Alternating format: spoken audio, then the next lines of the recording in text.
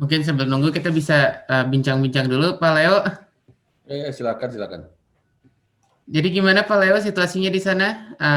Sekarang jam 8 pagi di Toronto dan cuaca di sana cerah, Pak Leo. Ya, cerah saat ini masih di tengah-tengah musim dingin karena COVID, khusus kota Toronto masih dalam periode lockdown. Mungkin minggu-minggu depan ini akan dicabut lockdownnya seperti beberapa wilayah lainnya di Provinsi Kanada. Iya. Dan buat teman-teman, cuman kalau misalnya Pak Leo belum memperkenalkan diri, mungkin ini waktu yang tepat buat Pak Leo cerita tentang Pak Leo, apa sih mandatnya di Konsulat Jenderal Kanada nih? Ya, jadi kalau kita memiliki perwakilan Indonesia yang berada di luar negeri dalam bentuk kedutaan besar atau konsulat jenderal atau konsulat. Konsulat jenderal berkedudukan di provinsi atau negara bagian. Kita memiliki 3 di Kanada.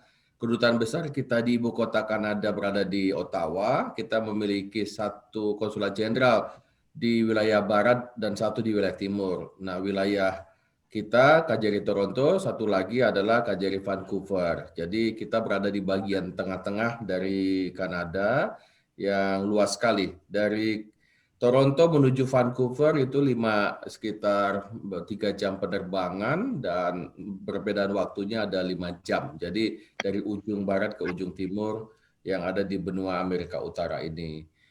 Untuk KJRI, Konsulat Jenderal, pada intinya mencoba untuk meningkatkan perdagangan, investasi, pariwisata, kerjasama pendidikan, kemudian kerjasama sosial budaya antara provinsi-provinsi yang ditangani dengan Indonesia.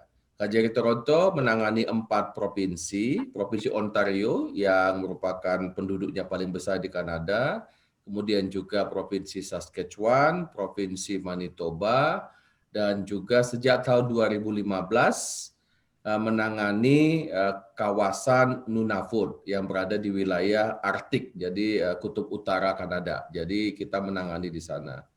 Jadi 4 provinsi ini. Selebihnya 5 provinsi ditangani oleh KJRI Vancouver dan juga 5 provinsi dan kawasan ditangani oleh KBRI Ottawa.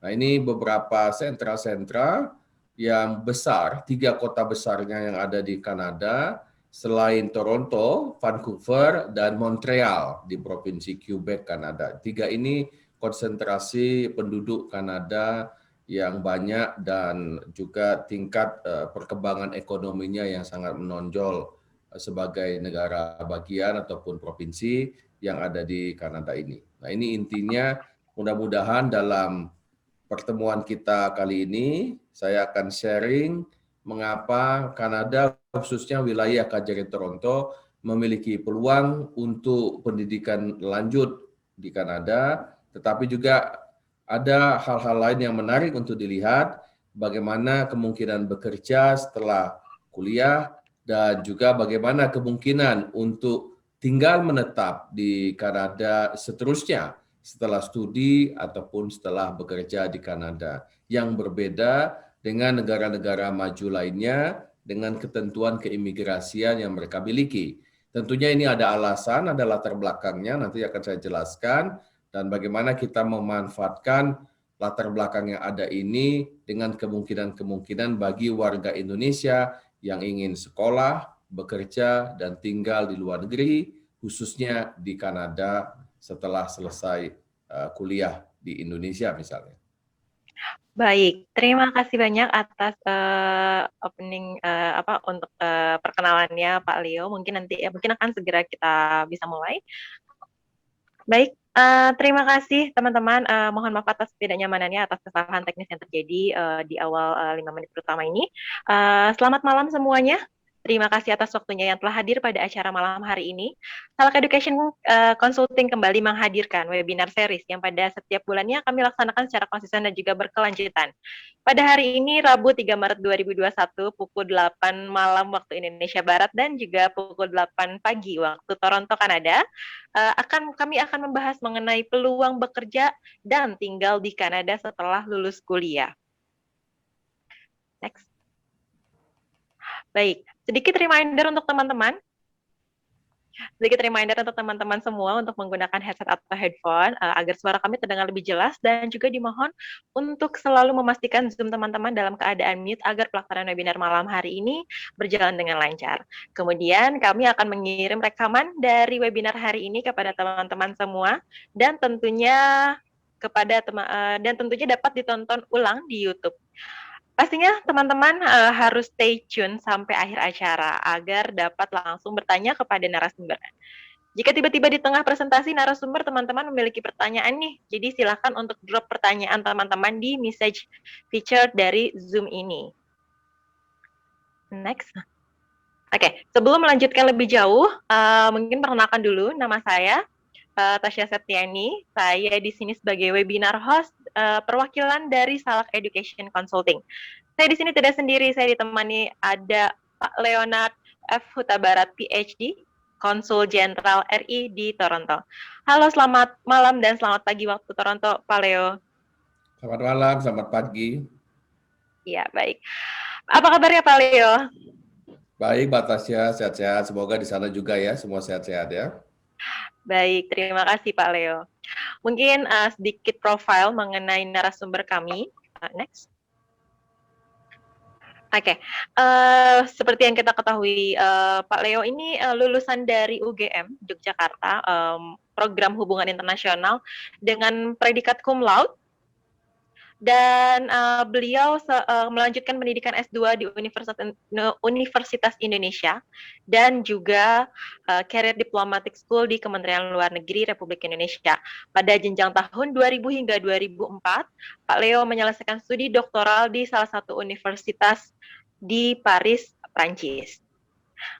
Untuk pengalaman training dan juga pengalaman bekerjanya sudah tidak perlu kita ragukan kembali karena Pak Leo juga pernah bergabung bersama PBB dalam United Nations Peacekeeping Courses. Teman-teman bisa lihat pada jenjang tahun 2006 hingga 2007. Dan untuk pengalaman hubungan internasionalnya pun membawa beliau yang hingga saat ini merupakan Konsul Jenderal Republik Indonesia di Toronto, Kanada. Mungkin tidak menunggu waktu lama, mari kita sambut kepada Pak Leo. Waktu dan tempatnya kami persilahkan. Terima kasih Mbak Tasya, Bapak Ibu sekalian, peserta webinar dari Salak Education Consulting. Terima kasih untuk kesempatannya berbagi informasi. Selamat pagi bagi wilayah di Kanada, selamat malam waktu Indonesia. Assalamualaikum warahmatullahi wabarakatuh. Salam sejahtera untuk kita semua. Pada kesempatan kali ini saya akan sharing mengapa kita perlu mempertimbangkan untuk melanjutkan studi di Kanada, khususnya di wilayah KJRI Toronto dalam berbagai jenjang. Tidak hanya untuk melanjutkan studi, tetapi bagaimana melihat kemungkinan peluang kerja pada saat studi ataupun setelah studi dengan aturan-aturan yang ada.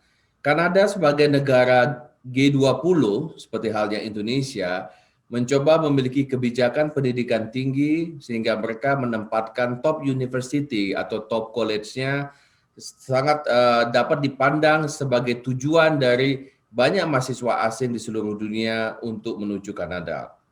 Mereka mencoba mengembangkan konsentrasi bakat talenta daripada staf pengajar ataupun mahasiswa, menawarkan sumber-sumber daya yang ada untuk pendidikan tinggi dan lingkungan yang nyaman untuk bekerja dan melakukan penelitian, dan juga aturan-aturan lain sehingga manajemen di dalam pendidikan tinggi dengan kepemimpinan yang ada dan visi inovasi strategi mereka mencoba menjamin semua lulusan dari Kanada dapat langsung bekerja di market yang ada di Kanada atau setelah lulus dari sekolah. Nah, di luar itu kita bisa melihat ada beberapa contoh, mungkin beberapa dikenal, University of Toronto, McMaster, University of Waterloo. Beberapa ada di wilayah provinsi Ontario, tetapi ada juga yang di Manitoba, ada juga yang di Saskatchewan. Jadi ada yang di Winnipeg, banyak juga orang Indonesia tinggal dan sekolah di Winnipeg. Jadi kalau kita lihat dari peta, kita berada di Ontario, Manitoba, Saskatchewan, dan Nunavut itu yang dulu dikenal komunitasnya disebut sebagai Eskimo, merupakan komunitas yang paling utara dari kawasan Kanada sampai ke Kutub Utara, dan sekarang lebih dikenal dengan sebutan dengan Inuit people atau Inuit community. Jadi tidak lagi disebut sebagai orang-orang Eskimo. Nah, kita bisa melihat di sini selain top university yang ada di wilayah tengah daripada geografi Kanada ini, juga memiliki best college communities ya. Jadi ada beberapa college bisa kita lihat juga setelah daftar ini, Humber College, Seneca, George Brown, Centennial, beberapa college ini juga terbaik yang ada di lingkungan Kanada, berada di wilayah Toronto dan sekitarnya. Jadi universitas ataupun college itu sama-sama pendidikan tinggi yang dikenal di kita, tetapi untuk college ini durasi-durasinya bisa lebih singkat dan mereka lebih mempersiapkan lulusannya untuk segera bekerja. Jadi kalau universitas di Kanada orientasinya untuk penelitian, pengajaran, dan juga untuk studi lanjut S2 dan S3. Jadi mereka memiliki segmen tertentu dan keahlian tertentu dengan pendidikan vokasinya memusatkan kepada college-college yang ada di Kanada ini. Jadi ini menarik untuk kita lihat dari sisi universitas ataupun dari sisi college. Saya coba share untuk di Kanada ini siapa-siapa saja negaranya yang mencoba melihat kemungkinan untuk melanjutkan studi di Kanada, mencoba mengajukan untuk visa studi. 34% adalah India, kemudian disusul oleh China, South Korea, dan Vietnam. Ya, jadi persentase yang paling tinggi berada dari negara-negara Commonwealth, negara-negara persemakmuran bekas jajahan Inggris, karena sistem pendidikannya hampir sama, kemudian mereka memiliki privilege sebagai negara Commonwealth. Tidak hanya karena faktor bahasa Inggris. Kanada adalah negara bilingual, juga berbahasa Prancis selain Inggris, namun Prancis pada umumnya hanya pada wilayah provinsi Quebec dan sekitarnya. Jadi 2/3 masih berbahasa Inggris. Jadi dia Anglophone dan juga Francophone members. Jadi kita bisa melihat selain India, mengapa China, mengapa Korea dan Vietnam juga masuk. Jadi negara-negara yang melihat investasi yang semakin tinggi di Kanada juga mengirimkan generasi mudanya atau mahasiswanya untuk belajar dan juga bekerja dan tinggal di Kanada untuk mengoptimalkan kerjasama dan pengembangan ekonomi kedua negara. Makanya Cina juga tinggi, Korea juga tinggi, Jepang juga tinggi. Jadi dipersepsikan Kanada ini menjadi negara imigran karena hampir 60% misalnya di Provinsi Ontario berasal dari negara-negara imigran. Jadi bukan yang Kanada putihnya. Jadi kita bisa melihat Indonesia masih jauh, apalagi dibandingkan negara-negara Asia Tenggara seperti selain Vietnam, kemudian juga Filipina, itu kita masih jauh. Belum melihat Kanada sebagai tujuan ataupun destinasi untuk pendidikan ataupun bekerja dan tinggal di luar negeri. Nah, kita bisa melihat mengapa di slide berikutnya Kanada ini menjadi tujuan dari mahasiswa-mahasiswa internasional. 642.000 mahasiswa sekolah di Kanada ini, sehingga dia menjadi negara dengan 3 terbesar di dunia yang menjadi tujuan untuk sekolah. 3 kali lipat lebih besar populasi mahasiswa internasional dalam 10 tahun terakhir, dan ini semakin berkembang terus. Jadi kita bisa melihat kemana saja mereka sekolah. Jadi 45%, hampir setengahnya berada di Provinsi Ontario yang ibu kotanya Toronto. Selebihnya tersebar di kota-kota besarnya seperti Provinsi British Columbia yang ibu kotanya Vancouver, kita juga ada KJRI di sana, dan 14%-nya Provinsi Quebec yang dekat dengan Ottawa ataupun dengan ibu kotanya Montreal. Jadi Di sini konsentrasinya ratusan ribu berada di Provinsi Ontario. Jadi kalau kita bisa lihat untuk gampangnya, Provinsi Ontario ini kalau di Indonesia seperti provinsi yang ada di Pulau Jawa, ya. Jadi seperti di DKI Jakarta. Jadi disinilah konsentrasi populasi, perkembangan ekonomi, investasi, peluang kerja yang masif yang ada di Kanada ini. Nah, bagaimana dengan Indonesia? Konsentrasi kita ada di mana-mana saja yang ada di Provinsi Ontario. Nah, di sini kita bisa lihat 51% adalah laki-laki, selebihnya wanita. Kemudian 94% konsentrasinya semuanya di Ontario. Jadi hanya 5% di Manitoba, di Winnipeg, dan juga 1% di Regina atau di Saskatoon. Ya. Lebih kurang 1.500 orang populasi mahasiswa kita. Lebih kurang yang terdaftar di KJRI Toronto dari 4 provinsi ini ada sekitar 5.000 orang Indonesia. Diduga menurut imigrasi Kanada ada sekitar 10.000 orang. Jadi sepertiga adalah mahasiswa. Selebihnya profesional sepertiga dan sisanya adalah keluarga ataupun yang ikut keluarga yang berada di Kanada ini. Selanjutnya saya sedikit overview mengenai college yang ada di wilayah KJRI Toronto. Misalnya salah satu George Brown yang biasanya dia sangat spesifik menawarkan untuk hospitality management ataupun culinary atau chef school ya. Mereka juga 85%, 90% lulusannya langsung diserap oleh sektor perusahaan-perusahaan yang ada di Kanada. Dan mereka puas dengan lulusan kualitas dari George Brown. Jadi mereka juga membangun kemitraan dengan industri sehingga ada peluang untuk bekerja paruh waktu ataupun langsung bekerja dengan mitra-mitranya. Nah, beberapa model untuk studi yang ada di George Brown di slide berikutnya bisa kita lihat. Bahan ini saya share kepada Salah Consulting dan juga nanti bisa diakses dengan informasi yang ada di situs atau website-nya masing-masing. Jadi dalam kondisi COVID, mereka menawarkan yang online. Jadi ini contoh-contohnya dan juga masa studinya yang sangat bervariasi. Ada 1 tahun, ada 2 tahun, 3 tahun, dan seterusnya. Dan kita juga bisa melihat selain George Brown ini di slide berikutnya, jenis-jenis programnya untuk chef school, untuk kuliner, ini juga banyak yang terkait dengan culinary atau food, beverage ini, mereka juga sangat spesifik, yang dibutuhkan untuk industri-industri perhotelan, ataupun restoran yang ada di Kanada atau di tempat-tempat lain. Jadi mereka ini dikenal sebagai vocational college-nya yang ada di Toronto.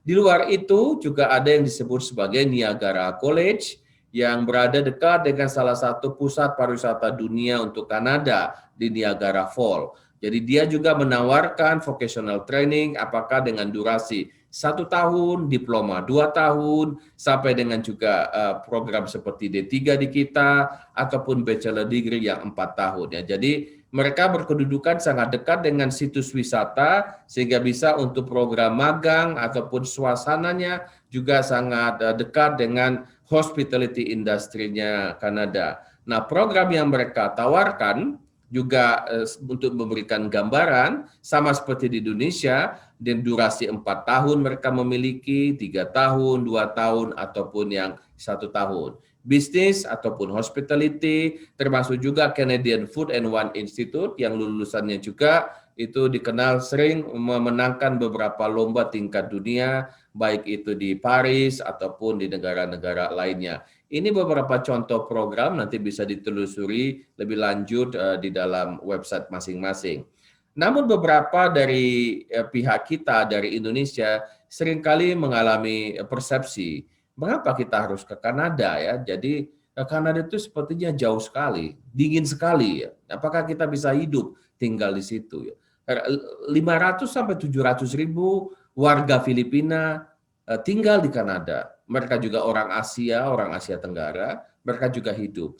Tidak semua area itu sangat dingin seperti di Nunavut, bisa sampai dengan minus 45 derajat, tetapi ada juga ya suhu-suhu yang normal pada musim panas mereka juga sampai dengan 33 derajat Celcius seperti di Jakarta misalnya. Jadi tergantung musimnya karena mereka juga 4 musim.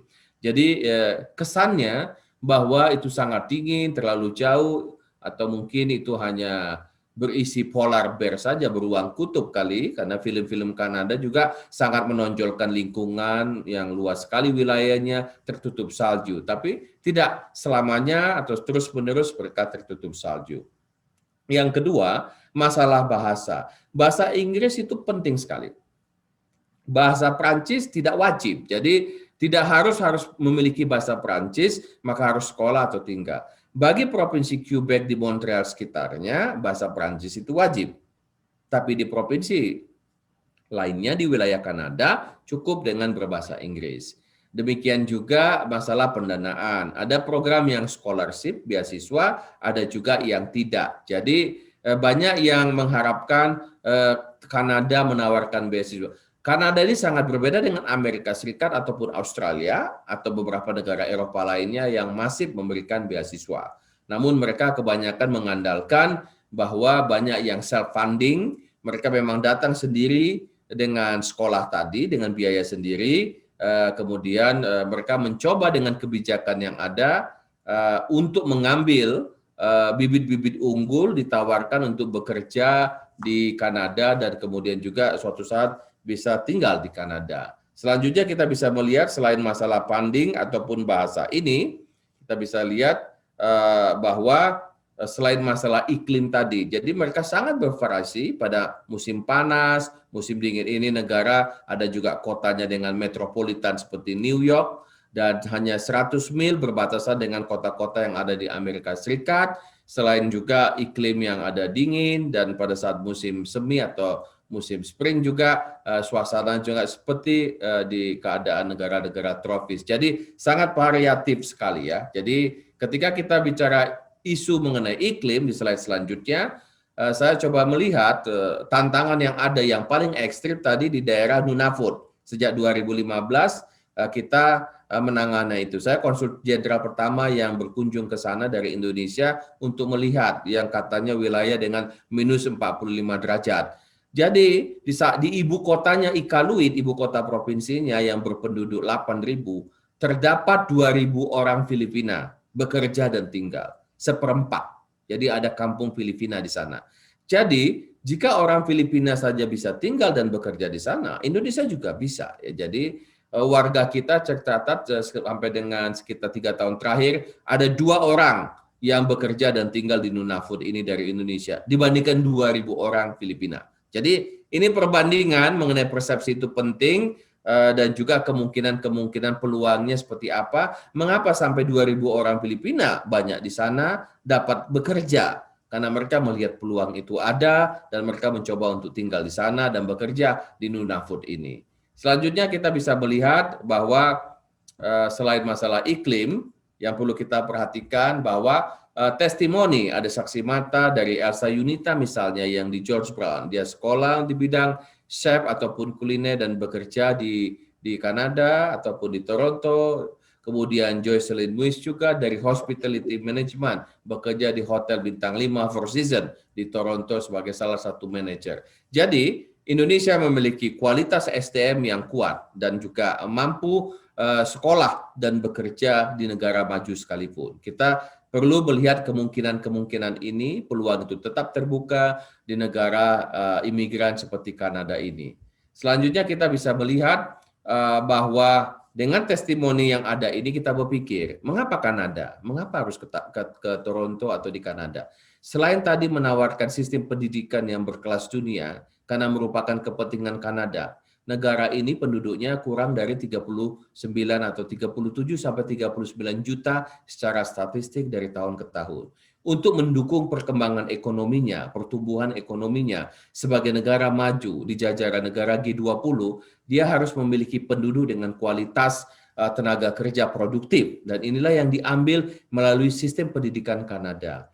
Dengan mereka menawarkan adanya part-time dalam 1 minggu bisa mencapai 20-40 jam bagi mahasiswa asing, tetapi mereka juga mengkondisikan dengan program tertentu bahwa visa studentnya itu bisa masih digunakan untuk bekerja setelah lulus. Sementara negara maju pada umumnya, Amerika Serikat atau Australia, seringkali visa student itu berakhir, maka mahasiswa harus kembali ke negara asalnya, tidak bisa bekerja dulu selama 1 tahun atau 2 tahun begitu. Jadi ini merupakan daya tarik tersendiri mengapa Kanada itu perlu kita pertimbangkan. Selain itu, kita bisa melihat dalam program studi tertentu, jika mengambil program diploma 2 tahun, mereka menawarkan bisa 2 tahun bekerja setelah itu. Tetapi kalau kurang dari 1 tahun, maka kemungkinan bekerja pada saat magang atau paruh waktu. Bagi Indonesia, pengalaman bekerja setidaknya 1 tahun atau lebih di luar negeri akan memberikan nilai tambah, selain faktor bahasa tentunya. Nah, namun demikian, kesimpulannya bisa kita lihat, mengapa Kanada menawarkan kemungkinan dengan sistem pendidikan yang berkualitas tinggi, kemudian juga kemungkinan untuk bekerja setelah lulus, dan dengan memberikan izin kerja tadi, karena tadi untuk kepentingan nasional Kanada, dia butuh tadi talenta dari berbagai negara yang telah sekolah dan lulusan Kanada, mempertimbangkan bekerja di Kanada. Setelah nyaman dengan kondisi yang ada, mempertimbangkan untuk tinggal lebih lama di Kanada, dan kita bisa melihat yang ditawarkan sebagai permanent resident. Di slide berikutnya, kita bisa lihat mengapa menjadi permanent resident. Jadi untuk mendapatkan green card holder di Amerika Serikat itu susah dan lama. Dan di Kanada waktunya bisa relatif sangat singkat. Karena tadi bahwa setiap tahun rata-rata 400.000 dibutuhkan imigran. Bahkan tahun 2021 mereka membutuhkan 400.000 imigran baru untuk menjadi tinggal dan menetap di Kanada. Jadi dengan populasi 37,7 juta pada tahun lalu. Jadi ini yang menjadi dasar mengapa Kanada mencoba menawarkan beberapa kemudahan pada saat sekolah, setelah sekolah, dan kemudian untuk menjadi imigran ataupun memiliki permanent resident status setelah itu. Dan mungkin nanti dalam tanya jawab bisa kita kembangkan lagi bahan ini, saya share informasinya semua untuk Bapak Ibu sekalian yang ada di Indonesia, di tanah air, untuk melihat nantinya informasi lebih lanjut. Demikian Mbak Tasya, Mas Hera, untuk sebagai pembuka, lebih banyak kita bisa diskusi dalam tanya jawab dari yang mengikuti kegiatan webinar ini. Silakan. Terima kasih banyak atas penjelasannya kepada Pak Leo. Terlebih di sini kita juga mungkin baru mengetahui beberapa informasi yang sangat detail dari Pak Leo. Dan tentunya mungkin kita bisa langsung ke pertanyaan pertama nih Pak Leo. Baik, sebentar saya cek dulu. Oke, dari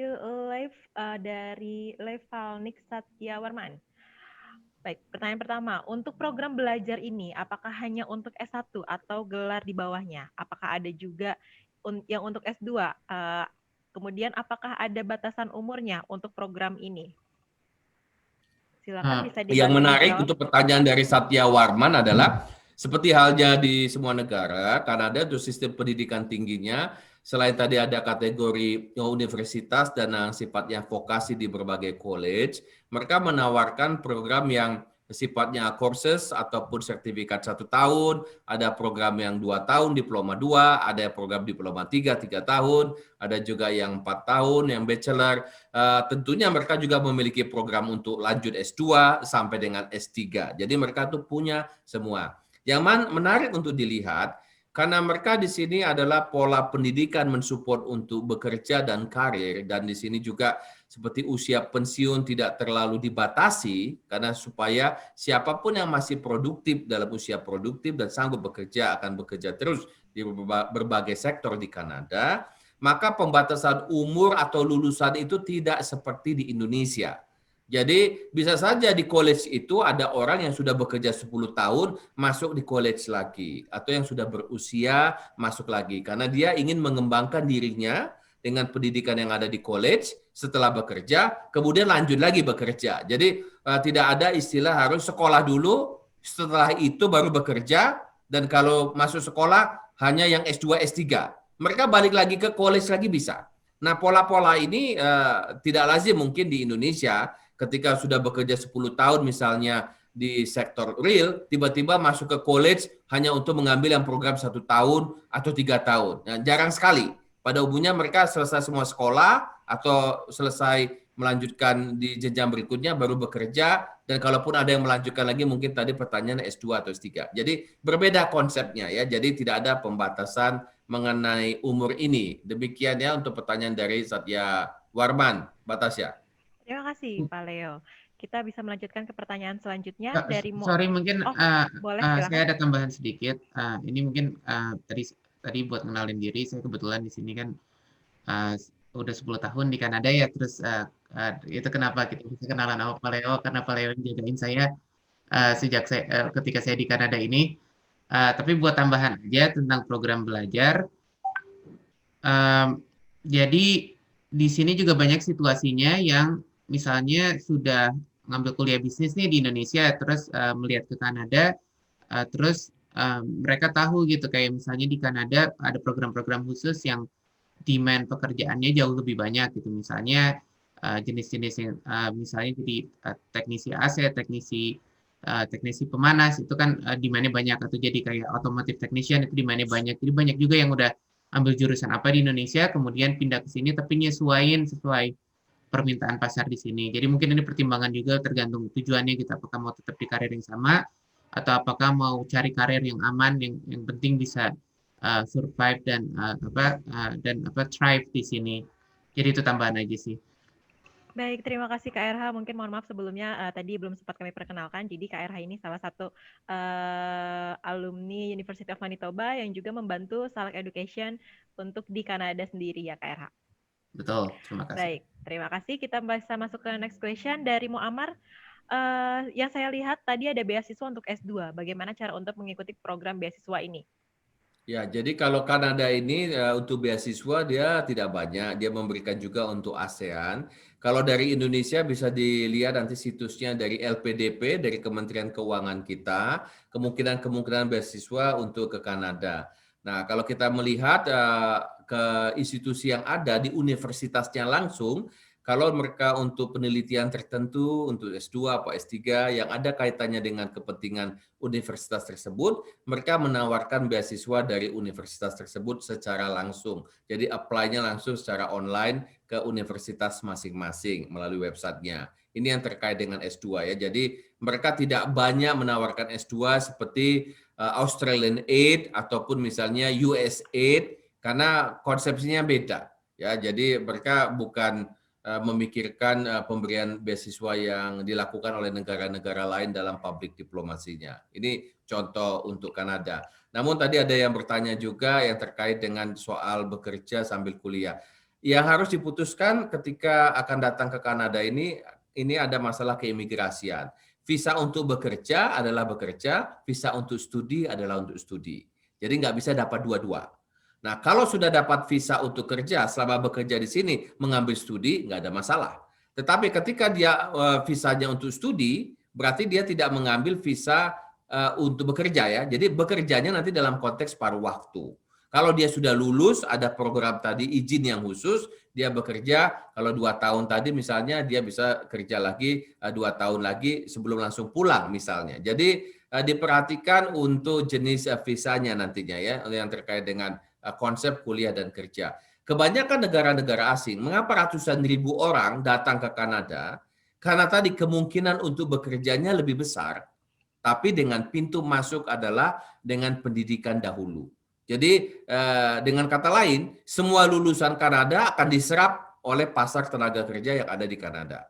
Seperti itu. Lebih gampang daripada apply langsung kerja, profesional, khusus langsung datang ke Kanada. Jadi banyak juga yang sudah S1, S2 hanya untuk mengambil program tertentu, asal nanti sudah dianggap sebagai Canadian alumni atau graduates, setelah itu dia bekerja. Jadi ini strategi yang dilakukan banyak di India atau Cina atau Korea tadi. Jadi makanya mengapa mereka sangat besar yang berada di Kanada ini, termasuk Filipina tentunya.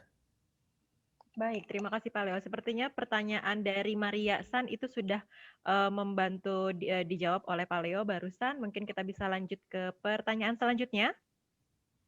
Ada dari Ivan Susanto. Bagaimana peluang untuk belajar college untuk istri umur 37 tahun dan saya bekerja 51 tahun dengan 2 anak umur 15 dan 12 tahun. Karena plan kami seperti di atas dan istri dapat bekerja 1 tahun, kemudian apply PR. Tujuan kami adalah Mississauga di Ontario juga, Pak Leo.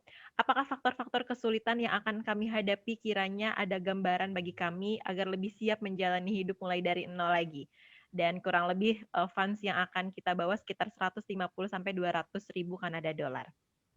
Ya, jadi untuk Pak Ivan, jadi kan targetnya di sini adalah untuk bekerja dan tinggal suatu saat menjadi permanent resident.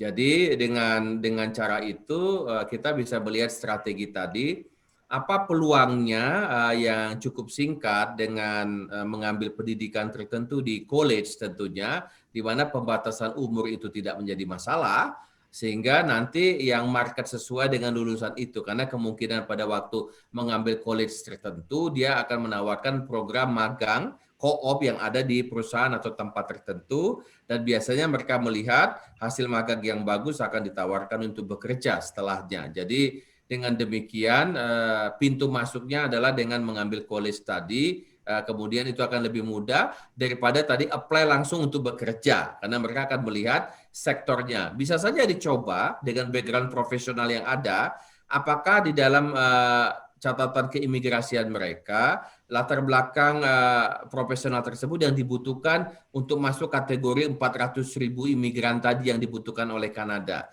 Itu bisa di-apply, mereka ada sistem poinnya, mereka akan lihat sendiri. Dari Indonesia bisa, Pak Ivan, untuk melihat. Nah, kalau sesuai. Kalau tidak, berarti dicari sektornya di college tadi untuk masuk nantinya bekerja di sana. Jadi membawa keluarga dimungkinkan ketika tadi akan mengambil program untuk college tadi dengan tadi yang diharapkan penghitungan biaya dan sebagainya, itu bisa nanti disesuaikan di kota yang ada. Mississauga itu Greater Toronto area, banyak orang Indonesia juga berada di sana, semacam Jabodetabek gitu ya, Tangerang, Bekasi, Bogor, Depok begitu.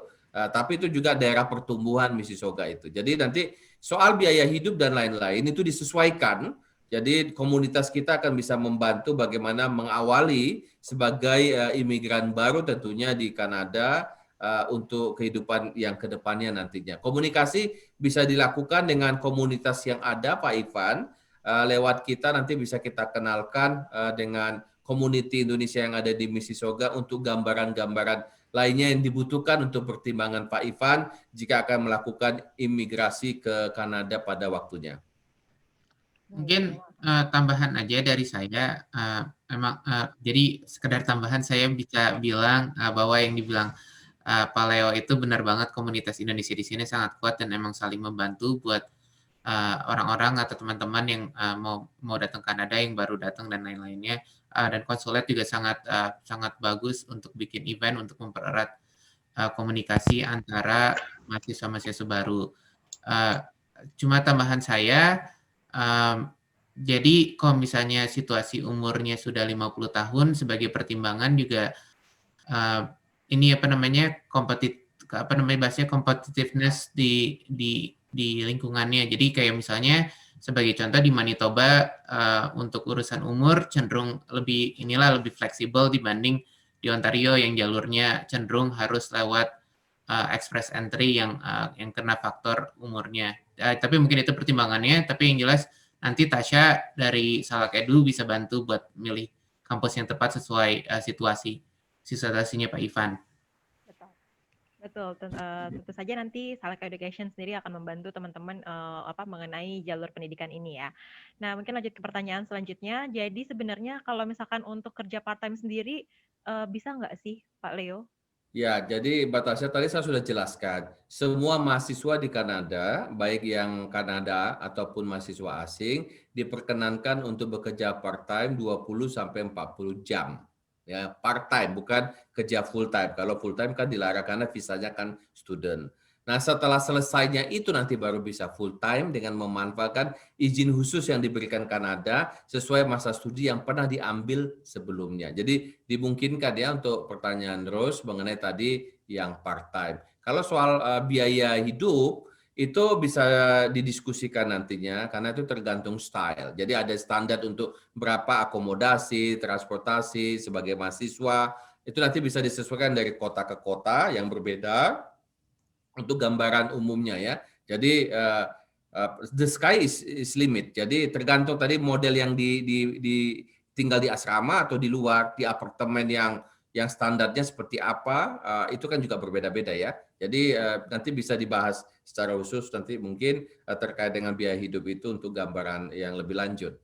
Baik, terima kasih atas jawabannya, Pak Leo. Nah, ini lebih ke teknis sebenarnya. Untuk belajar di Kanada sendiri dari Satya Warman, untuk belajar di Kanada sendiri, apakah kami harus mengambil TOEFL? Kalau iya, berapa skor yang diminta nih? Mungkin bisa dibantu oleh KRH juga. Jadi kalau misalnya IELTS tergantung atau TOEFL tergantung ininya apa programnya. Sebagai gambaran biasanya untuk saya ingetin IELTS sih, TOEFL saya nggak ingat, tapi kalau IELTS untuk diploma biasanya levelnya butuhnya 6, untuk TOEFL buat bachelor biasanya sekitar 6 juga, cuman kalau misalnya master sekitar 6,5 sampai 7. Oke. Ya, jadi kalau untuk di sini kebanyakan IELTS karena sistemnya kan persemakmuran Inggris seperti Australia atau Inggris. Kalau TOEFL itu Amerika Serikat atau negara-negara lain.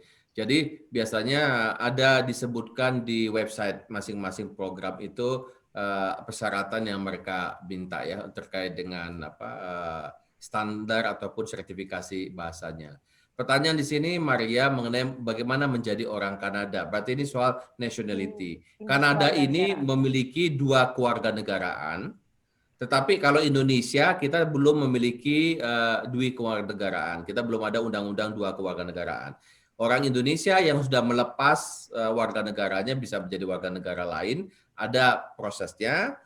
Tapi kalau misalnya untuk bagi Kanada dimungkinkan, jadi setelah mungkin dia nanti tinggal lama permanent resident, nanti ada aplikasi untuk menjadi warga negara Kanada. Ketika itu dilakukan, maka paspor hijau untuk Indonesia akan gugur otomatis. Jadi ini yang perlu dipertimbangkan. Kalau untuk permanen residen, bisa saja permanen residen, tapi tidak harus warga negara Kanada. Jadi itu kan ada izin tinggal saja, seperti halnya di Indonesia gitu ya. Baik, terima kasih Pak Leo. Ini ada beberapa pertanyaan yang hampir mirip-mirip, jadi mungkin saya bisa lewati saja. Kemudian ada pertanyaan dari Alivia Rahma. Major apa yang banyak diambil orang-orang Asia kalau kuliah di Kanada? Kemudian berdasarkan letak wilayahnya, industri apa saja yang saat ini sedang berkembang yang tinggi daya serap untuk yang tinggi daya serap pekerjanya? Iya, jadi tadi berhubungan dengan topik-topiknya itu tergantung kepentingan masing-masing. Jadi dia menawarkan kemampuan untuk teknologi tinggi juga Kanada ada. Untuk engineering, sangat spesifik mereka teknologi nuklir. Teknologi kesehatannya juga sangat maju dan pertanian.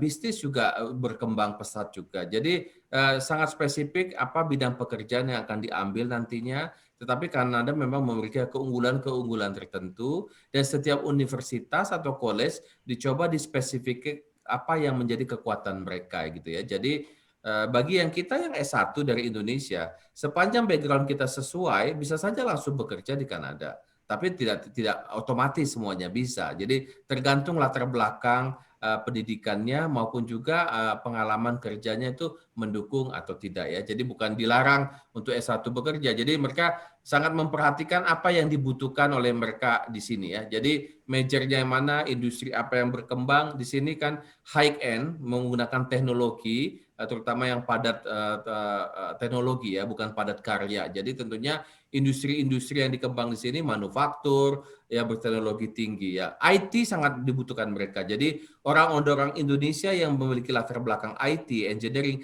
dibutuhkan untuk industri IT di Kanada ini. Jadi itu termasuk dicari mereka ya, terutama untuk industri-industri yang ada relokasinya dari Silicon Valley Amerika Serikat. Karena Kanada mengembangkan area Silicon Valley-nya Kanada juga untuk beberapa waktu ke depan nantinya. Baik, Ini baik. mungkin cuma tambahan aja, sebenarnya tim dari Salak sama Tasya ini, Tasya udah ngumpulin beberapa data, jurusan mana aja yang banyak pekerjaannya dan dari kampus-kampus mana aja yang untuk setiap jurusan kira-kira peluangnya paling tinggi gitu. Jadi buat teman-teman yang emang pengen lihat eksplor kesempatan kuliah, langsung mungkin diskusi sama Tasya dan Pak Wahyu di sini, soalnya mereka berdua punya datanya dan kan statistik kan lumayan membantu buat sebagai bagian dari pertimbangan mengambil keputusan. Betul. Baik, terima kasih atas penjelasannya Kak RH. Kita masuk ke next question. Baik, dari Maria San. Apakah ijazah universitas di Indonesia dapat berlaku di sana? Ya, jadi ijazah dari pendidikan tinggi kita berlaku. Jadi kita ada proses untuk penyetaraan misalnya atau diterjemahkan oleh penerjemah di Indonesia dan mereka juga akan bisa melihat nanti yang mana yang diakui ataupun menurut mereka bisa itu ada pertimbangannya dari mereka. Jadi bukan artinya pasti tidak diakui atau pasti diakui. Jadi itu sama untuk semua negara, mereka punya datanya, bisa mengecek. Perwakilan Kanada juga punya data. Jadi eligible. Jadi yang penting adalah kalau diminta diterjemahkan atau sesuai dengan yang bersumpah, kemudian harus misalnya harus dilegalisasi, semua ketentuan yang diminta diikuti. Dan banyak juga kita mengajukan aplikasi untuk studi dan belum tentu diterima. Persyaratannya banyak karena untuk tidak hanya harus menembus persyaratan yang diminta dari universitasnya saja, karena universitas memberikan ketentuan, tetapi dari Kedutaan Besar Kanada yang ada di Jakarta juga melihat persyaratan-persyaratan lain untuk ke Kanadanya yang mensupport secara kehidupan dan lain-lain. Jadi tidak bisa hanya dari universitas ada, tapi mereka melihat ada kemungkinan tidak bisa terdukung nanti selama studi di sana atau jaminan-jaminan yang mereka butuhkan sehingga di-reject visanya. Jadi banyak kemungkinannya bagi visa yang di-reject walaupun sudah disetujui aplikasi untuk studinya di luar negeri ataupun di Kanada misalnya.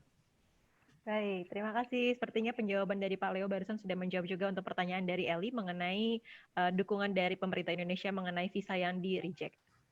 Baik, kita masuk ke pertanyaan selanjutnya dari Lin. Saya berencana untuk ambil studi di Kanada, namun karena saya sudah menikah, saya ingin mengajak suami serta anak balita saya sekaligus.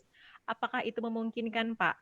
Kira-kira apa kita bisa langsung berangkat bersama tanpa harus saya yang berangkat lebih dulu karena anak masih balita nih. Untuk funds-nya sendiri, kira-kira berapa yang harus dibutuhkan? Ya, jadi untuk misalnya yang sekolah ada program-program tertentu yang bisa diambil dan bisa membawa misalnya dengan anak atau keluarga. Nah, nanti bisa ditanyakan juga atau informasinya dicek berapa biaya diperlukan. Jadi kalau misalnya mereka mengeluarkan visa atau izin tinggal, jaminannya kalau membawa sendiri berapa, kalau dengan ada satu orang berapa, kalau keluarga dengan anak itu berapa. Itu semata-mata untuk menjamin tidak akan ada masalah dari mereka yang akan sekolah nantinya di sana untuk kehidupannya. Jadi lebih itu penekanannya dari pihak Kanadanya dalam hal pertimbangan untuk visa. Jadi dimungkinkan ya. Jadi tapi ada juga program mungkin yang harus datang duluan, tidak bisa sekaligus gitu. Jadi tergantung case by case nanti dilihat untuk programnya atau universitasnya nanti akan dapat menyampaikan apabila itu berhubungan dengan membawa pendamping tentunya. Kemudian yang terkait dengan lulusan Kanada itu berlaku internasional. Sistem mereka kan tadi ada sistem untuk Commonwealth, tidak hanya lulusan Kanada untuk Kanada. Dia bisa bekerja di Amerika Serikat, di negara-negara lain, di Indonesia, sama saja seperti lulusan Indonesia. Jadi tergantung tadi pengalamannya, pengalaman kerja, kemampuan dia dalam wawancara, kemudian kemampuan bahasa untuk pekerjaan yang akan dia ambil nantinya. Jadi itu pertanyaan mengenai lulusan bisa diterima mungkin jelas ya untuk yang menanyakan.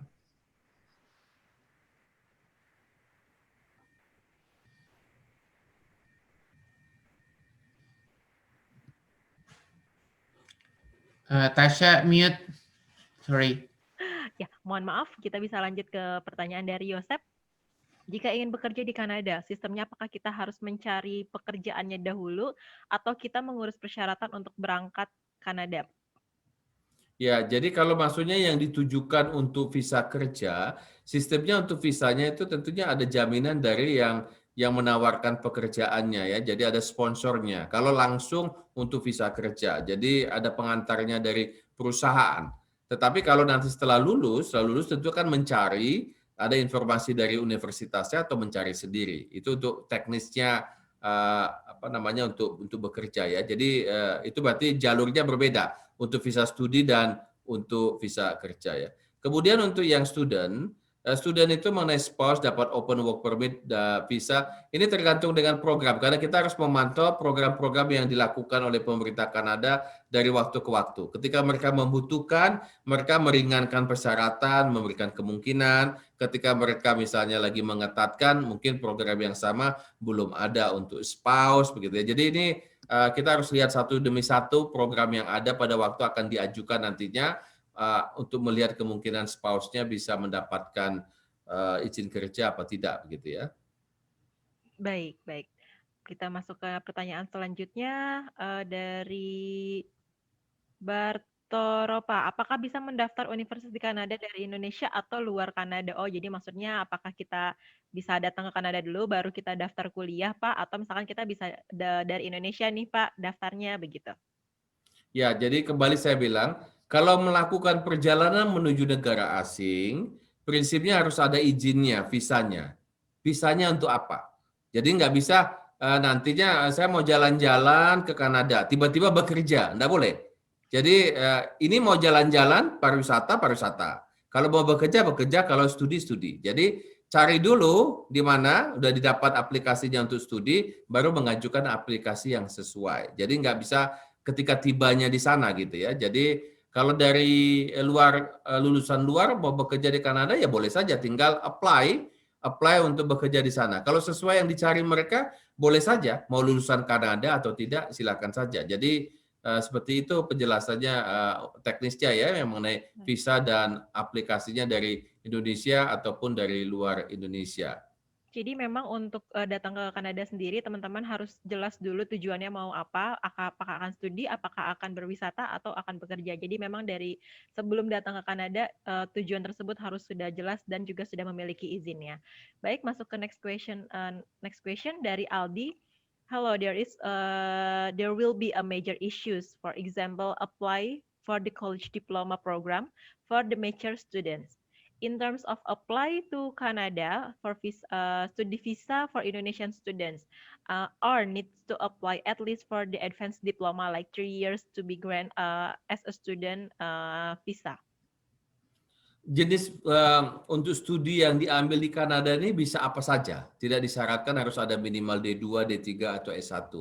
Jadi yang penting tadi menunjukkan bahwa untuk mengambil program yang ditawarkan tersebut dan biasanya aplikasinya sudah disampaikan sebelumnya apakah diterima dari kampusnya apa tidak. Karena penerimaan dari kampus itu akan diserahkan juga di dalam aplikasi untuk urusan visa Kanadanya untuk studi tentunya ya. Jadi mereka akan mengeluarkan surat pengantar dari universitas tersebut ya. Jadi terkait dengan S2, S3 apakah linear atau tidak? Mereka tidak mewajibkan, ini pertanyaan dari Olivia. Silakan saja karena pengembangan keilmuan itu bisa saja lintas ya. Jadi mereka tidak mensyaratkan kalau tidak linear tidak boleh mengambil studi itu. Jadi itu bebas, mereka tidak mensyaratkan itu. Baik, terima kasih Pak Leo. Kita masuk ke next question dari Yandi. Apakah boleh fresh graduate mengikuti beasiswa sekolah di Kanada?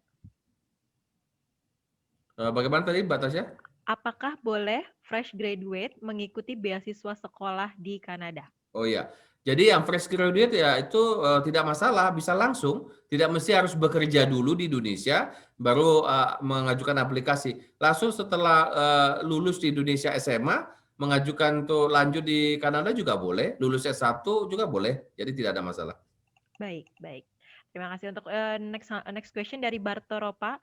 Apakah lulusan D3 di Indonesia bisa melanjutkan S1 di Kanada atau harus mengulang studi dari awal lagi? Ya. Jadi akan ada komunikasi ketika mengajukan aplikasinya secara online atau harus melakukan wawancara. Jadi pihak universitasnya nanti yang menentukan apakah tadi ijazah D3, S1 kita bisa langsung maju ke sana atau programnya harus ada matrikulasi ataupun misalnya ada yang harus diambil untuk jenis program tertentu. Begitu Barto. Jadi tidak mesti harus mengulang semua dari awal. Komunikasi akan dilakukan ketika seluruh data tadi, transkrip, ijazah, dan wawancara yang dilakukan dengan universitas misalnya, mereka melihat apakah ini nggak sesuai, harus nanti mengulang lagi jenis program tertentu baru bisa ngambil program tersebut. Jadi ada prasyarat misalnya, itu nanti akan dijelaskan oleh universitas terkait. Baik, terima kasih. Untuk next question dari Diantoro. Adakah Green Card Lottery program seperti di Amerika? Atau bagaimana kita bisa pindah ke Kanada dengan tujuan bekerja di sana? Anak-anak kuliah di sana dan sekolah SMA di sana. Apakah Salak Education bisa membantu, apalagi kerjasama kemudahan dari Konsul Jenderal RI di Kanada? Itu bisa Ya, dibantu juga jadi untuk pertanyaan Dianto, mereka tidak ada lotre-lotre seperti itu, tidak ada. Tapi mereka memberikan kemudahan, tadi ada express entry atau misalnya program khusus jenis tertentu yang mereka butuhkan untuk latar belakang profesi tersebut di provinsi yang ada. Kadang lebih mudah tadi di provinsi lain, di Nunavut, di Saskatchewan, Manitoba. Kalau semua harus ke Ontario tentu lebih ketat karena semua harus ke Ontario. Ya, jadi artinya seperti Filipina, mereka menyebar di mana-mana karena peluang di tempat lain yang tidak dicari orang situ terbuka. Setelah itu pindah kemudian setelah berapa tahun ke Ontario tidak masalah. Karena sudah ada waktunya. Itu jadi mengenai status yang lotre. Kemudian untuk membantu.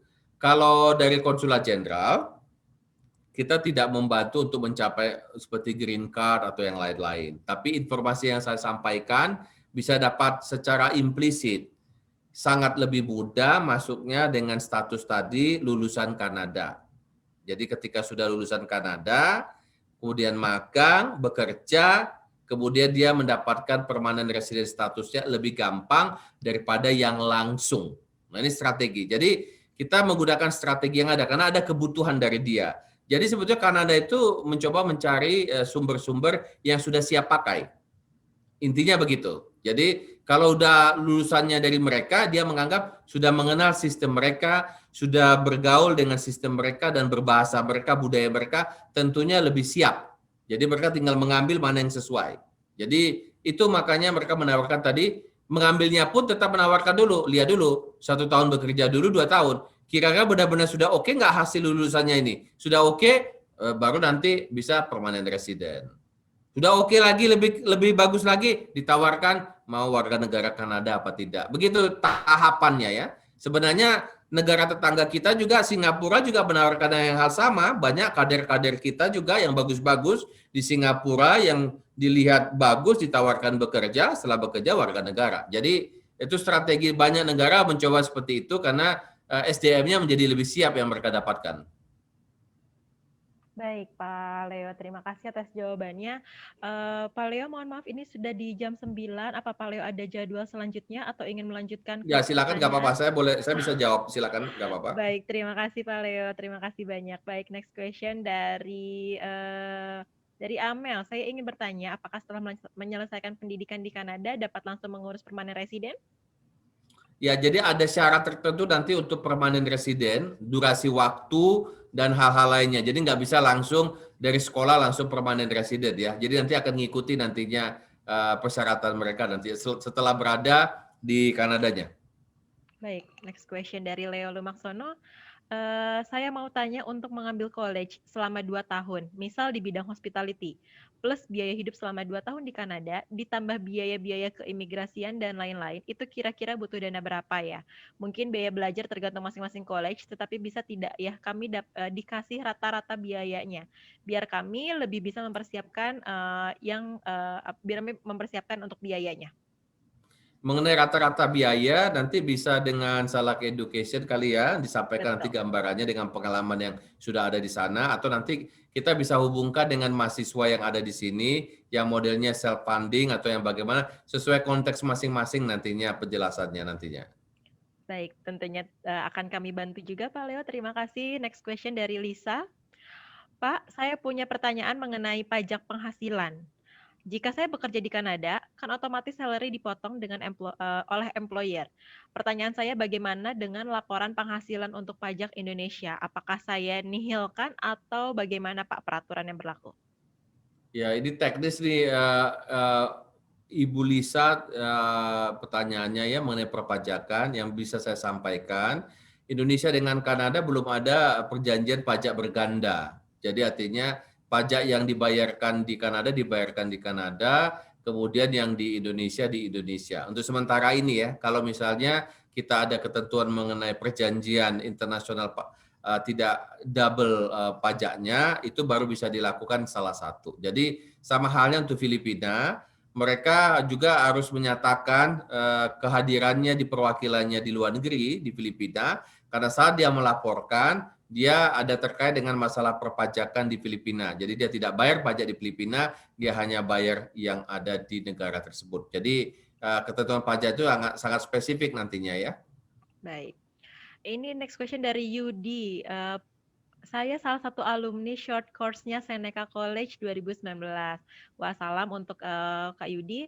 Untuk saat ini, saat pandemi ini, Pak Leo, bagaimana kuota untuk imigran dan peluang job di sektor akademisi? Ya, jadi dari waktu ke waktu untuk akademisi itu bisa apply-nya kan langsung ke universitas Pak Yudi. Tapi kalau job bank tertentu sesuai profesi bisa di websitenya langsung atau di websitenya keimigrasiannya. Jadi mereka langsung menampilkan apa saja yang sedang dibutuhkan saat ini diperlukan profesi dan latar belakang tertentu secara keimigrasian. Tapi kalau ke universitasnya sesuai latar belakangnya, langsung apply-nya ke universitas ataupun ke college masing-masing. Itu jawaban saya untuk Pak Yudi ya. Baik. Terima kasih Pak Leo. Untuk next question dari Welly, izin bertanya, saya mahasiswa baru masuk semester kedua. Kira-kira apa saran dari Bapak jikalau saya lulus dan minat bekerja di Kanada? Ya, untuk Welly kalau sudah ini masih di Indonesia ya atau udah di Kanada dia? Masih di Indonesia, Bapak. Di Indonesia. Oke, berarti ada keinginan untuk bekerja di Kanada, target akhirnya untuk Welly. Jadi masuk programnya, kalau tidak langsung apply sebagai visa kerja, berarti mengambil program yang kira-kira dibutuhkan oleh Kanada di sektor itu. Jadi nanti masuk di program tertentu, college atau universitasnya. Setelah itu ikut magang, program co-op-nya akan lebih mudah nanti di CV-nya. Dan nanti mengambil program setelah studi tadi yang bekerja 1 tahun, 2 tahun. Itu kemungkinan untuk lanjut terus, peralihannya menjadi working visa-nya lebih gampang menuju ke permanent resident. Baik, kita masuk ke next question dari Johanna Kusnadi. Untuk tujuan ke Kelowna, apakah komunitasnya general dengan yang di kota lain? Kelowna BC, Pak Leo? Maksudnya komunitasnya general apa ya maksudnya kira-kiranya? Untuk tujuan ke Kelowna di British Columbia, apakah komunitasnya general dengan yang di kota lain? Mungkin bisa dibantu di unmute untuk Kak Johanna untuk bisa memberikan klarifikasi kepada Pak Leo. Halo Kak Johanna.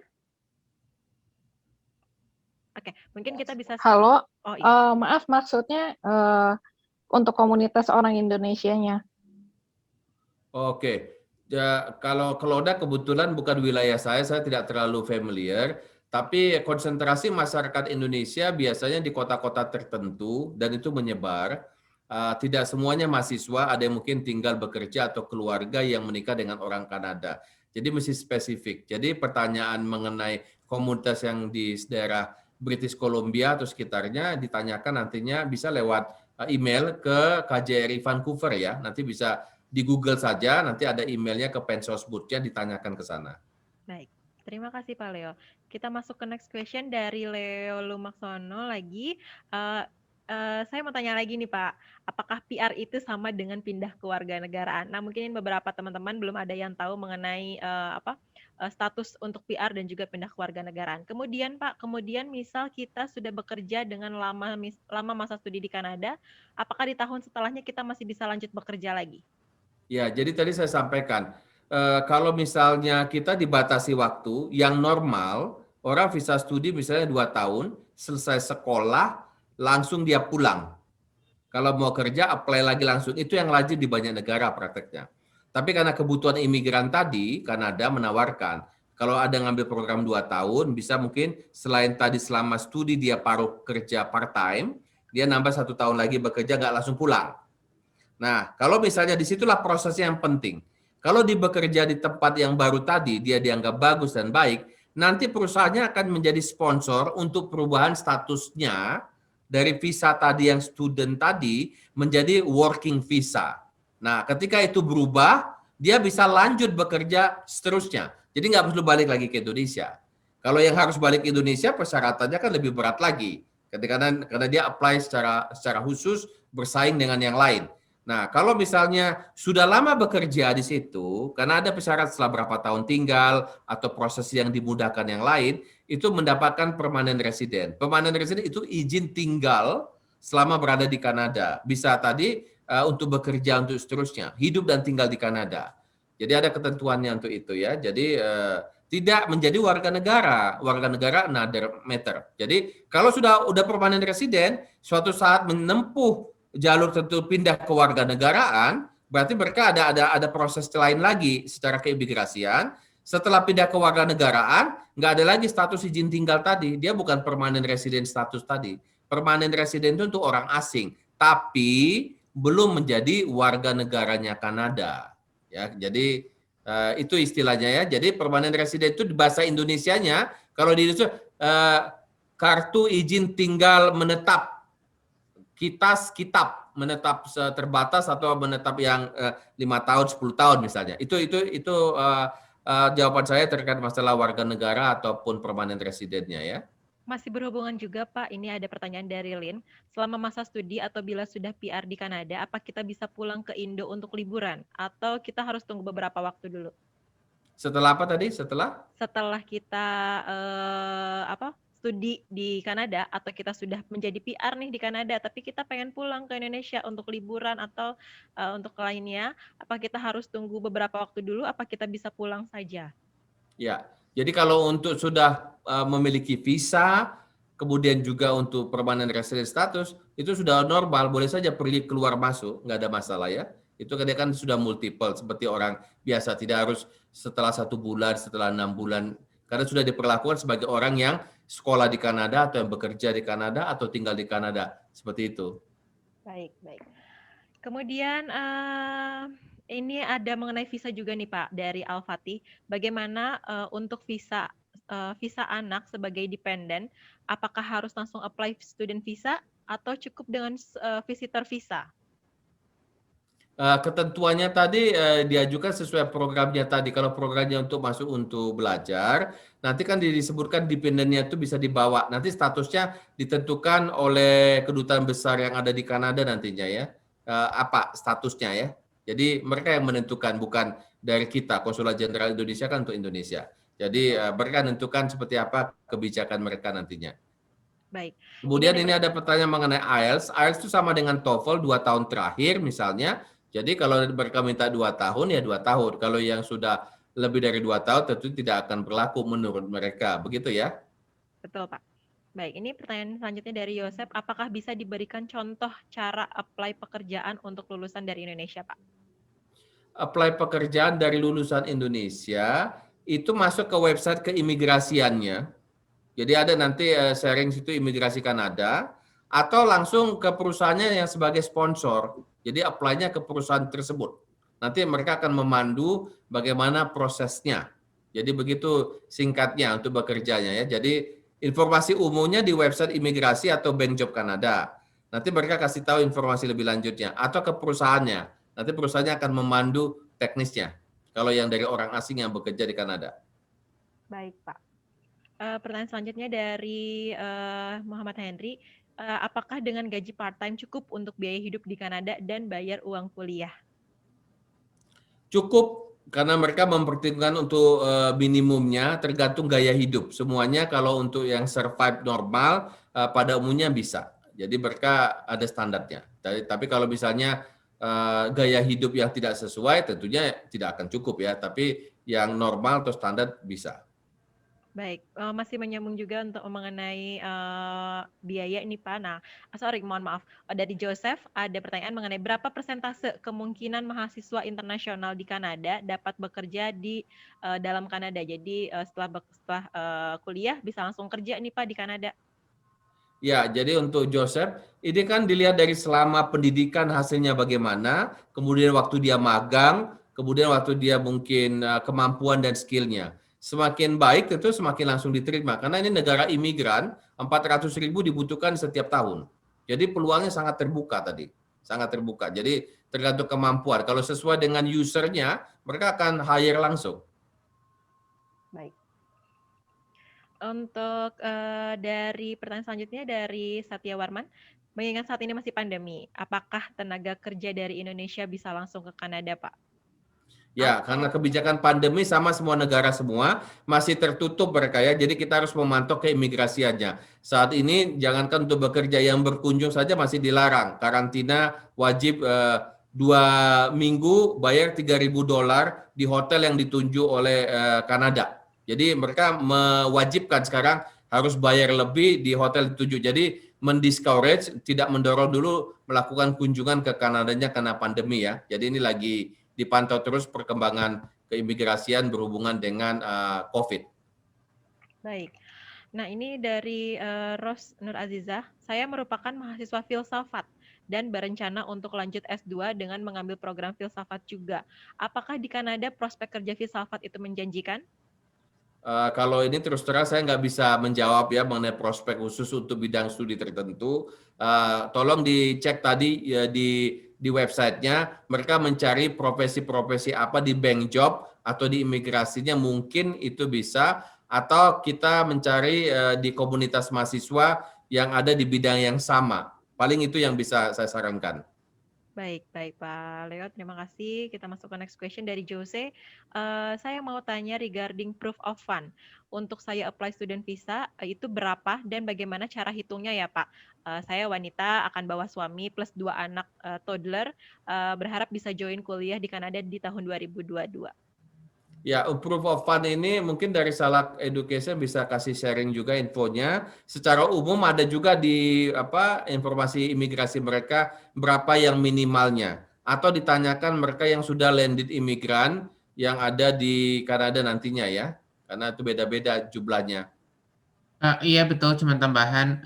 Jadi secara umum proof of fund ini sebesar tuition tahun pertama plus $10.000 untuk orang pertama, terus tambahan sekitar kalau nggak salah $4.000 sampai $6.000 buat tiap additional family member. Yang jelas nanti dari Tasya gitu, nanti Tasya dan Pak Wahyu bisa ngasih panduan buat berapa sih total yang dibutuhkan. Tapi yang jelas dari total yang dibutuhkan dari yang ditera di website, amannya tambahin beberapa ribu dolar buat amannya. Baik. Nah, ini menyambung pertanyaan dari Alivia tentang share, nanti akan saya share juga tentang top major dan top universities yang tinggi peminatnya, yang memang banyak dibutuhkan di Kanada, dan nanti akan saya share, nanti teman-teman saya sudah share nomor saya, jadi teman-teman bisa langsung kontak saya dan saya akan langsung share mengenai informasi tersebut. Oke, kemudian kita masuk ke next question dari Barto. Bagaimana cara mencari pekerjaan di Kanada? Ini mungkin bisa saya bantu langsung jawab saja Pak Leo. Jadi nanti akan kami share juga Kak Barto untuk link dari Kanada, ada yang namanya jobbank.ca. Nanti akan saya share linknya. Kemudian kita masuk ke next question dari Jose. Tadi saya sempat lihat ada top 10 uni dan juga college di Kanada di layar yang ditampilkan oleh Pak Leo. Ada Bow Valley College di nomor 10. Apa boleh tahu Pak, Bow College ini setara apa ya, semisal disandingkan dengan college di Indonesia? Apakah termasuk college atau uni? Apa yang menarik dari Bow Valley sehingga Bapak menaruhnya di top 10 kampus di Kanada? Dan ini penting juga untuk saya karena saya akan apply kampus ini di bulan untuk intake Januari 2022. Ya, jadi mengenai tadi yang top 10 tadi dari survei yang dilakukan dari yang ada di Kanada, baik yang university atau college. Jadi bukan saya yang membuat peringkatnya, tapi ada tadi lembaga ataupun survei yang dilakukan mereka. Mengenai keunggulan masing-masing kampus, di Kanada ini sistemnya dibuat masing-masing vocational university punya kekuatan masing-masing. Jadi mereka sangat spesifik. Tinggal diakses saja websitenya karena semua terbuka. Pada umumnya mereka juga government institution, ada juga yang swasta. Anda bisa akses langsung saja di situ apa yang keunggulannya ya. Jadi saya tidak akan jelaskan satu demi satu untuk yang masing-masing college atau university.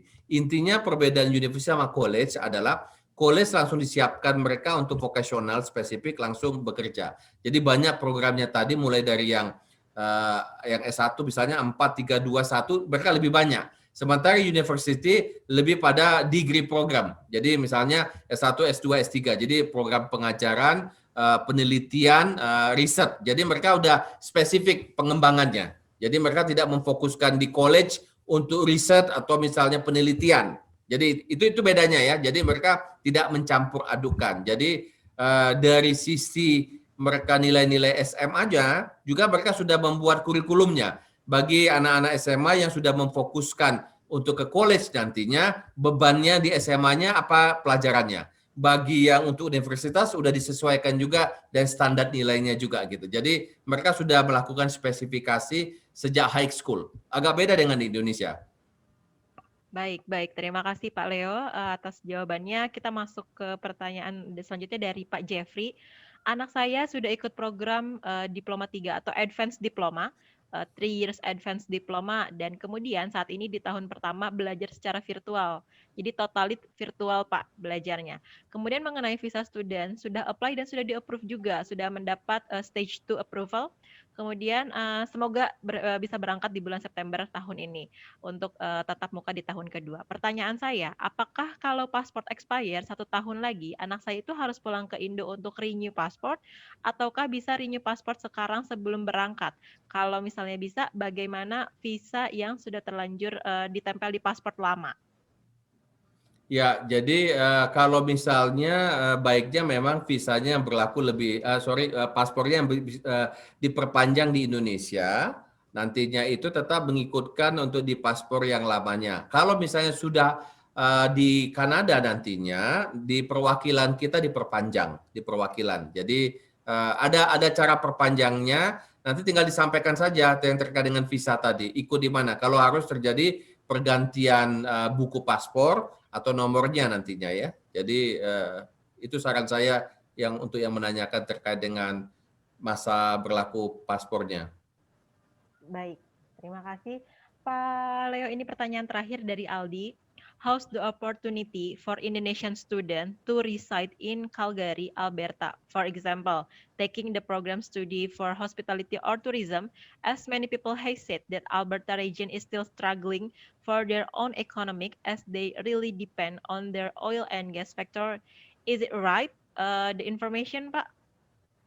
Ya, ini wilayahnya dipantau khusus dari KJRI kita yang ada di Vancouver ya. Memang kondisi dari tiap-tiap provinsi bisa beda-beda. Kalau kita bicara prospek atau dari Indonesia mesti melihat tadi bank job tadi itu bisa memberikan gambaran perkembangan yang ada di provinsi itu juga bisa memberikan gambaran. Jadi peluangnya kalau di Kanada kan bisa geser dari provinsi-provinsi yang berbeda-beda. Dilihat di mana peluang lebih mungkin masuk, setelah itu berpindah. Begitu saja sebaiknya yang dicoba ya. Jadi kalau sekarang kita pasti lagi susah atau apa, itu akan sementara atau seterusnya kan kita belum bisa memprediksi ya.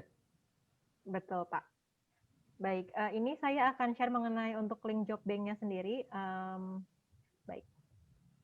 Jadi teman-teman silakan untuk masuk ke link. Ini salah satu link yang memang formal ya Pak ya, official dari pemerintah Kanada ya Pak ya. Jobbank.ca. Ya, itu di official. Pertanyaan yang nggak bisa saya jawab, silakan dulu ditampung ke Salak Education. Tetapi kalau misalnya ada yang spesifik, di bahan ini ada juga di email yang Pensosbud KJRI Toronto. Bisa juga disampaikan ke sana. Tapi kalau yang sangat teknis bisa ditangani dulu di Salak Education. Nanti kecuali yang memang perlu kita yang membantu menjawabkan, nanti kita bisa sampaikan ya. Betul. Terima kasih banyak Pak Leo atas semua penjelasan dan informasinya. Jadi teman-teman mungkin ini saya akan sedikit merangkum mengenai informasi pada malam hari ini. Yang pasti kualitas pendidikan di Kanada itu dikenal secara global dan memang memiliki international standar. Kemudian tentunya kesempatan untuk bekerja di Kanada sangat terbuka lebar melalui jalur pendidikan.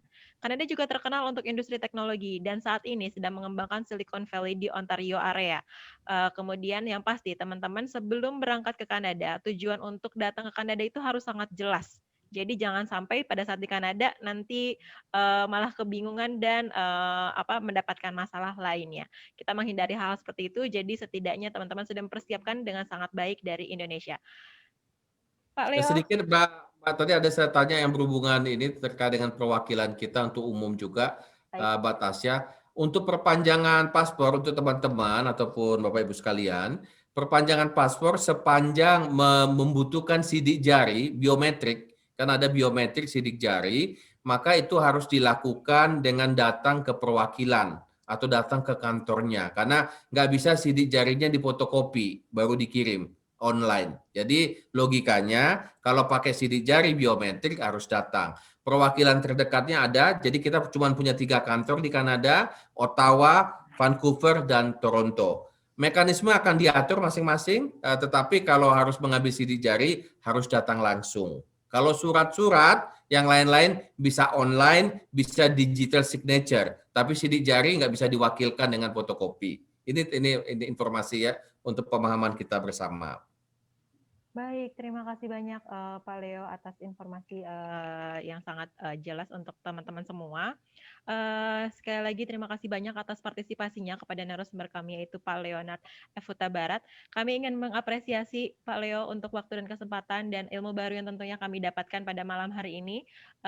Ini kami menampilkan Certificate of Appreciation. We present this to Mr. Leonard F. Huta Barat, PhD, as the keynote speaker in the webinar series Salak Education Consulting dalam topik peluang bekerja dan tinggal di Kanada setelah lulus kuliah. Pada hari ini, tanggal 3 Maret 2021, signed by Insinyur Yuke Sukriyana, MID, Director of Salak Education Consulting. Please everyone to give the virtual applause. Terima kasih, Pak Leo. Terima kasih untuk semuanya ya. Salam dari Kanada, stay healthy, stay safe. Baik. Terima kasih Pak Leo. Terima kasih banyak Pak Leo. Teman-teman silakan jika ada yang ingin bertanya bisa langsung kontak nomor kami. Tentunya bisa langsung datang juga ke office kami di Jalan Insinyur Haji Juanda nomor 8 Bogor. Dan kami juga tentunya ada office yang diwakili oleh KRH di Kanada di Kitchener. Bisa juga melalui by email di info@kuliahkanada.com. Terima kasih banyak atas waktunya Pak Leo dan juga KJRI Toronto di Kanada dan KRH. Terima kasih juga teman-teman atas waktunya pada malam hari ini. Silakan teman-teman jika ada yang ingin join juga Salak Education Webinar selanjutnya bisa follow Instagram kami di @salak_ed, di Facebook Kuliah Kanada, Twitter di salak_ed. Tadi seperti yang saya bilang, webinar pada malam hari ini akan kami tayangkan di YouTube kami dengan teman-teman bisa langsung search Salak Education Consulting. Terima kasih banyak atas waktunya pada malam hari ini. Yang pasti teman-teman jangan lupa untuk menggunakan masker, mencuci tangan, dan melaksanakan 3M. Terima kasih banyak Pak Leo, KRH. Selamat malam dan selamat pagi waktu Kanada. Terima kasih. Bye. Stay Bye. safe semuanya.